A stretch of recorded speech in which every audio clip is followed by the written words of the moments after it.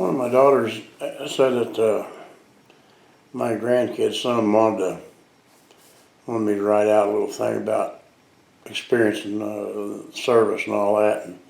And since I'm not very good at writing and typing's no better, I figured I'd just make a little video for them and put it on YouTube. And I expect it'll be boring for most people, so I really don't, won't be offended if you don't watch it, because this is not really, I don't know, probably not something that everybody wants to hear about, but I'll make this a little short. Well, it may not be so short, really, about my experience from start to finish in the service there. And so we'll start out here, I guess.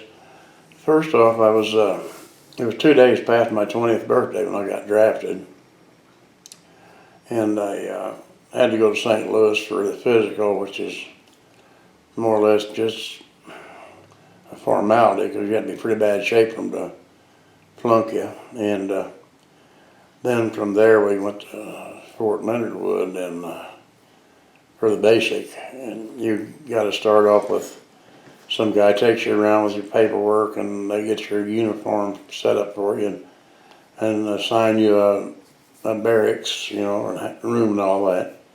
Which really up there was good. It was about like a hotel, really. It was brick buildings and nice inside and all that. It wasn't really bad at all. And well, that daggum furnace is going to come on, probably going to make all kinds of noise for that. But anyway, as I was saying, there's pretty nice places up there. And you naturally had to go through all the rigmarole. You got to go through all these courses, like get a understand how the rifles work and all that kind of thing, and you got to go out and practice with the bayonet, ram it into an old, they had a tire with a target in the middle of it, but suspended with springs, and you got to practice using the bayonet and all that, and hand-to-hand combat and other things, so after I don't know, it was 2 months or something. Then it's been over 50 years ago, so my memory may be a little bit slant on that. Then we came home for a little bit, and then wound up going to Fort Lewis, Washington, up there for the AIT, which is supposed to be individual. What is it? AIT? Okay, Advanced Individual Training or something like that. Whatever it is. Anyway, you go up there and kind of about the same thing over again. The basic was, but maybe just a little bit more advanced. And so, we got to, it was the same old thing before, and everything. But I'll be daggum. There was that daggum bird. Well, we'll have to cut some of this out. Anyway, up there at Fort Lewis, we had more training, more stomping through the brush and outside digging potholes they call them foxholes, try to get in. You know what, it's hard to dig in hard dirt with a little 2-foot shovel, But anyway, you got to go and do all that rigmarole so you get practiced up in case you have to for real, And thing I can say about Fort Lewis up there, it rained a lot up there in Washington, but it wasn't cold. I mean, it didn't really, aside from messing up your glasses, it really didn't make much difference. The temperature of the water and temperature of the air was about the same, but other than just being wet, it wasn't a big deal. That's the first time I ever ran into cockroaches that long. I ain't kidding you. And they were crawling around the plates in the mess hall there. And, it kind of turns you off about. You may lose your appetite a little bit for a while. But anyway, we progressed through all that, and then I got home for a little while, then I had to go to Fort Dix, New Jersey. It's like going over to Germany. I went over to Germany there, and it was a nasty, when we landed, I guess it was Frankfurt or where it was we landed. It was a nasty old evening there, and cold and raining and everything, and kind of give you a bad impression the first time of the country. I'm sure it's pretty otherwise, but then they sent us off up to Augsburg, and that's where we was basically stationed. And really wasn't a whole lot to do up there. I had you washing the Jeeps out there in zero weather, basically, and just freezing on the side of the Jeeps and made it look like Chinese coffee because it froze immediately. It was real shiny, the metal was, but it's so stupid to be washing one that time in that kind of weather, you know. And they wanted to put on a big show for the Germans, I think, and, you know, spit and polish everything. And they even had me swabbing out stovepipes, and I had done nothing to cause that. I mean, just something to do. Those little stovepipes about so big around, you know, they out in the field they got these look like trash cans. That's what they really are. And they put these kerosene heaters down there. They got these little stovepipes running just a little ways. Had to clean those all out. They had a bunch of them. They had like 3 cans there. You know, you got your first one, put the garbage in, then you got your soap and water in there, and then they'll just plain water, so rinse them out. They want you to keep from getting dysentery or whatever they call that, you know. So that's kind of annoying over there doing that. They did have a real good snack bar over there. I mean, it was something else. It was on post, but boy, was it anything and everything you wanted to eat any time of the day, it was there. So I rarely ate at the mess hall. You know, it didn't cost that much, you know. So, and they had a EM club. You go there and play slot cars and different things, listen to some music and what have you. But and those barracks there was old. I guess it was old German barracks. They were like 3 stories tall and really old, but they were strong and nice looking and everything. And of course you had your little activities you had to do, you know, go out and get, you practice, you know, stand, you had to run out there and get the formation every morning and all that. And then a little bit later we got sent up to Weiden in Germany there. It's on the Czechoslovakian border, and that was snow and everything. And I drove the Jeep. I had to take a active driver's license test over there. And I had to in Vietnam too, and wasn't nothing to it, but anyway. So I drove the Jeep most of the time, and well, one time I was going up there, and I guess I didn't realize what the turnoff was because the snow was just flat. I pulled right up in the ditch. I was able to get back out, but then another time I was going out to our outpost up there, and the snow was deep. You know, the little Jeeps would go pretty good unless they don't get high centered in something. That's what happened. We turned off that little lane you went up there, and the Jeep the snow was so high it could just spin the wheels, you know. So we had to call for one of the other outfits to come in with 3/4, and while I was waiting on him, there was some German family right there. And they come out and spoke to us, and they pointed over to the garage and everything. And we started over there, and they said, yeah. So we was able to sit over in their garage and wait for the guy to come back to get us out. He took that old 3/4 up and that lane backing down and broke the snow trail for us, and they pulled us out, and then we were able to go on. We always had to pull a trailer. I don't know why. One time we was going over there in the Jeep after leaving White and going up to the outpost up there. It was raining and snowing and everything. You couldn't have no tops on them Jeeps over there. And the ice was freezing on the windshield, and the only thing they had for defroster was a little hose, flexible hose that came off of a heater set in the middle of you there. And that wasn't doing no job at all. And so we finally got up to a point where, you know, you lay the windshield down, and that didn't help because it kept blowing in your face anyway. We finally found a little filling station up there. Of course, the German people running, and nobody understood each other. So we finally made them understand we wanted that de-icer for the windshield there. So we got that, and one of us would drive, and the other one stand and squirt that, and wipe that little windshield wiper, clean it off, and it wasn't no time, it's back again. Well, we managed to get to our outpost right before we ran out of that de-icer stuff. And so anyway, then after, I don't know, we got something issue. Anyway, after that, after all that fracas was there, I got levied to go to Vietnam, and so then I come home again for a little bit, and went back up to Fort Lewis, Washington, a little more training, you know, orientation, what to expect, and all this kind of thing. And then we took off to Vietnam and everything. We landed there at Cameron Bay, and I'll tell you what, that sand was about that deep, and if you got off that PSP stuff there, trying to walk, it's a real chore. And wasn't there too long. Then They went to Natrang, I think it was, just for a little bit. And for what reason, I don't even remember. And then eventually went up to Pleiku, which was where I wound up being, staying all year, And I'm not to say I was not a hero by any means, or not in any danger. Well, danger, of course, but not stomping through the jungles and swimming through the leech-infested swamps out there. But we did go out every night, anywhere from 3 to 5 miles out, just three of us, to an outpost out there for kind of an early morning type of thing, and then was back during the day, but at night was always out. Most of the things that ever happened was at night. Well, we only got mortared one time on the main compound there during the day, just one time. Otherwise, everything happened at night, like you say. And we really liked the moonlit nights, not because it was romantic, but you could see better. And a lot of the nights we had to call in flares, either from mortars or from Snoopy up there.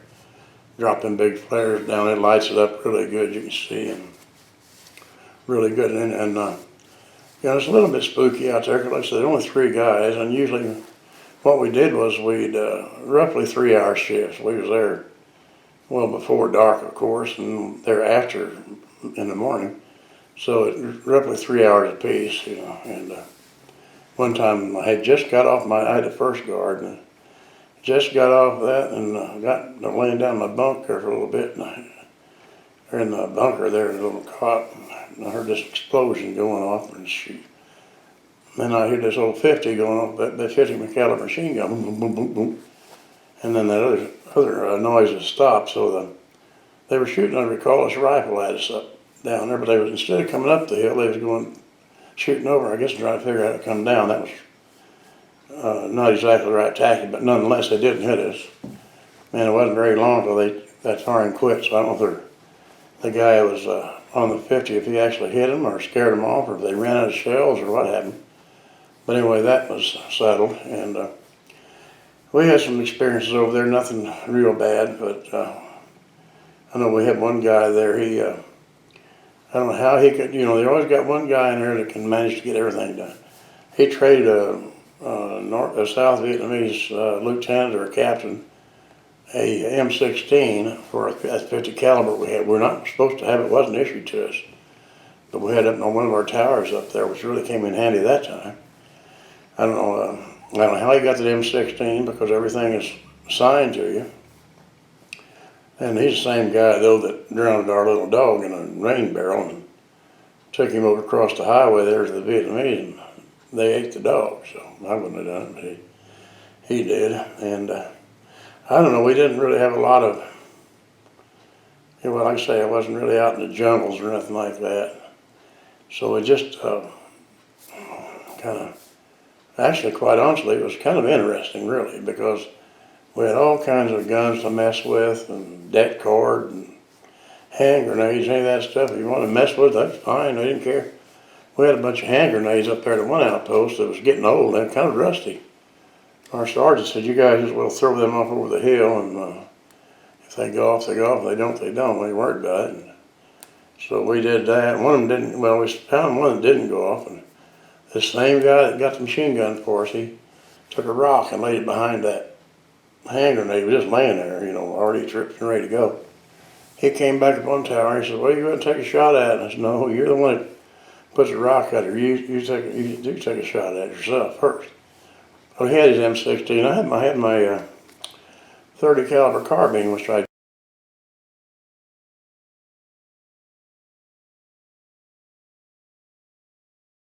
bought for $10 from a guy that was leaving. You can't take them home with you. And I preferred to use that carbine. It helped more shells, for one thing. And it was lighter. So anyway, after he took a shot and missed it, I shot at it and it blew up. Now, I'm not saying I'm an expert shot. I think it was purely a luck shot. It could have bounced off the rock and I don't know. But nonetheless, that's one of the things that we did. And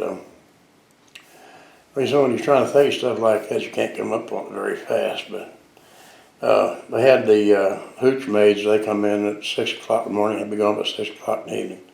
And they did the wash and everything. They laid the clothes out on the grass. They didn't hang them up. And they tidied up inside there in the barracks and all that kind of thing.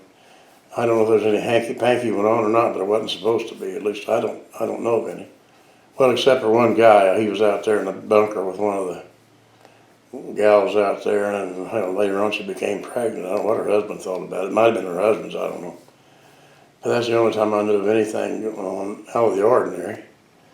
And if those girls decide to take something home like a rotten, like say it was a orange with half molded, they were going to take it home to the kids or whatever the case may be, and they got to the guardhouse, the guard would throw it out in the highway. They wasn't allowed to take anything home, nothing. I don't care if it was rotten or not. It wasn't allowed. That's just part of the rules, I guess. And let's see, what else? It's kind of hard to think of stuff when we were trying to talk about it. I don't know if we had anything. So I didn't have to handle any dead bodies or none of that stuff. We did have a guy get killed over there in a bunker, or not a bunker, it was a tent, across the little street thing from us, because it was a stupid act. Some guys were playing cards, and a guy took a hand grenade and threw it over there, and for some reason it was a real one, I guess, or a loaded one. I guess he didn't think it was. Anyway, blew it and killed one of them, Probably hurts the rest of them really bad, too, because, hand grenades, they got like a 35-foot killing radius out there, so it may not have been a hand grenade or something. That's what they said it was, but I wouldn't think it would be, because it would have been a lot more devastating than that. But a lot of the people got hurt was because of ignorance. One guy fell out of the back of a 3/4 and bounced out of the back of that and fell on the street out there, and they took him to Japan to get him healed up, and he finally did, and he come back. And we had one guy that he was going to come back for the second year. He took his leave and everything. He never did come back, so they classed him as AWOL. I don't know whatever happened to him. And let's see what else. Anything interesting we had? Well, there's a lot of little things that don't, You had those Claymore mines or Claymore weapons. I don't think you're supposed to call them mines, but they got 700 BBs in them, and there's a pound of C4, which is explosive in the back.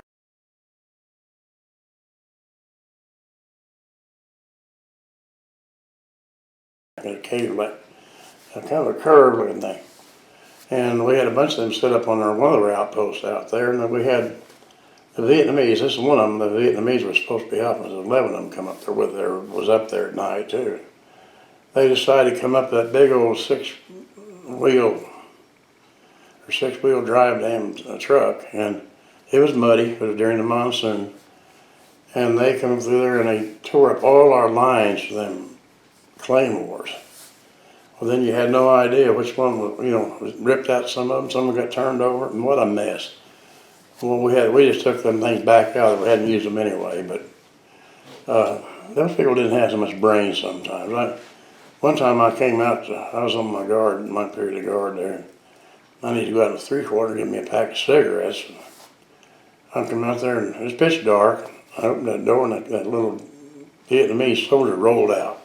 Boy, you talk about both of us being scared. Somebody could have got killed over that deal. He was taking a nap. He wasn't supposed to. He's supposed to be on guard too, but he's sleeping in our truck, And so, like I say, that was kind of an unfortunate incident. And let's see what else. I don't know. Don't really know what else to say. I know this is running long, but and a lot of us not really reeling so much of anything. Pretty country over there, we'll say that for it. I mean, I liked it, But boy, talk about being primitive by today's standards. I've looked at some of these videos of Vietnam nowadays, and it's just like a big city, like St. Louis almost now, and before it wasn't. Those streets look like trash dumps.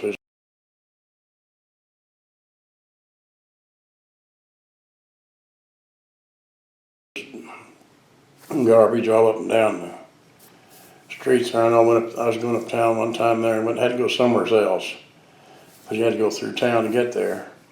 And you got to watch out for people. You got to stop and let them cross all the time. When I got back to where I come from, my gas can was gone. They took and stole my gas can off the back of the Jeep while I was going there, and I didn't even know it. And so from then on, we changed our gas cans on back there. You always carry that jerry can back there for extra fuel, and you had your spare tire back there too. So they changed things on. That one little sergeant told us to keep an eye on them people so they can steal your radio and leave the music behind. That's about the truth. They're pretty crafty little people, I'll tell you what they are. And not dumb. It's a wonder we didn't gain nothing on them, you know. But and I don't know what else to say, you know, other than that. I spent a year over there, and everybody had their little short timers calendar after about 6 months. You make up this calendar, you count down the days, you know, to zero. And it's really kind of mixed feelings when I got ready to leave. You know, you can make friends with these guys over here. A lot of them have been there for practically a year. And you hate to leave, but you want to go home, you know, so it don't take you too long to get over that feeling. And then I had to go from there. I had to go back to Cameron Bay wait for the airplanes. And they were behind on bringing airplanes over, and so we had to wait 4 or 5 days there. I guess it was 4 days, because they said if we had to wait 5, we started getting one extra pay, and they didn't want to do that. Finally, we got our airplane and went to, I don't know where it was, Okinawa, someplace over there. Had to, I guess, stop to get gas. Anyway, when he took off, I guess the runway was a little short. You feel that bump just when he took off. Well, we wound up having to we had to come into Vancouver because it's too foggy at SeaTac Airport there in Washington. So everybody had to get out and mosey around there for a while. And when we got out, a couple of guys on the airplane, the pilot and somebody else was looking at a big dent in the back of that airplane. It didn't poke a hole in it, but it dented it when they come up too fast. And anyway, we was in the airport there, and a bunch of Canadians in there, and I heard one of them talking on the phone. He says, "There's a bunch of American paratroopers here. We don't know why." Well, we wasn't paratroopers, but we did have our fatigues on and everything. We were just there waiting for the fog to clear, because the first airplane ahead of us, they said he'd come in sideways there because he couldn't see nothing. The fog was so bad. So anyway, after that, we got to take off and finish going into Washington, and we got processed through there and everything. And then at one point there, I guess I think it was a scam they pulled on everybody. But the next morning, one of them little junior twerps come around and says, "Well, you guys got to pay for this mattress. Well, you just burned a hole in it." Well, they had a mattress with a hole burned in it. I don't think we had anything to do with it. I think that was their mattress they kept in the corner every time a new batch came in. We had to chip in like $10 or $5 or something like that. They said we couldn't leave till we did. Well, whatever. And then all of them clothes, you know, what we wore coming over, coats on, throw them in a barrel, and they said, "Well, any of that stuff you want to carry home, well, you can have it. We don't want it." I didn't want it either, you know, so. Anyway, that's about the gist of the whole thing. It wasn't no big crisis or nothing. And, like I said, part of this is not very interesting. In fact, a lot of it's not. And so I kind of winded up here, I guess. It's just an experience through life. And I will say that I honestly enjoyed being in Vietnam better than I did Germany. And that sounds stupid. If I'd been out in the jungles and all that and swamps, I wouldn't have said that. But in Germany, all I want to do is spit and polish everything. And all guy go by the rules. You got in Vietnam, and in Germany you got inspections all the time. Everything got to be tidy. We only had 1 or 2 inspections, and they wasn't very formal. You had to get your rifle out, and the sergeant, he'd come by and snap that little pin out of the back there, and it breaks down like a single barrel shotgun. Look, they say, "It looks pretty good to me." I'll snap it back and give it to you. It hadn't even been cleaned or nothing. But it's part of the protocol, I guess. It wasn't no big thing over there, you know. And if you've noticed how I am in my videos, I'm not exactly the tidiest person going. My shop looks terrible, you know, it's all kind of junk. I was basically that way there too, so I've never been a spit and polish type person. That's always that. So anyway, we got through that thing over there at Fort Lewis. That's back where we came back to. And when I was calling my mom and dad and everything, you know, I used that handset radio all the time because every half an hour you're supposed to check in. And so when I called, I called the operator. I control 1. I said, "Over." I imagine she was used to that, but you know, that's not what you normally say on her telephone like that. And the only few things I had that was kind of held over after that was when I got home. One time there was a lightning storm. And I jumped up and I hollered, "Which way are they coming from?" Because that's what you got to worry about if you're getting mortared. You ain't too worried about what's hitting it. And it's you. You worry where it's coming from. Try to stop it from hitting you. And that was it was funny once I woke up and realized that I'd made that little boo-boo. Anyway, this is enough of this ramble on and everything. I may put a picture or two in here someplace that maybe if it's applicable, but we'll see. All right. Thanks for watching if you're still with me, and if not, well, that's fine too. Take care.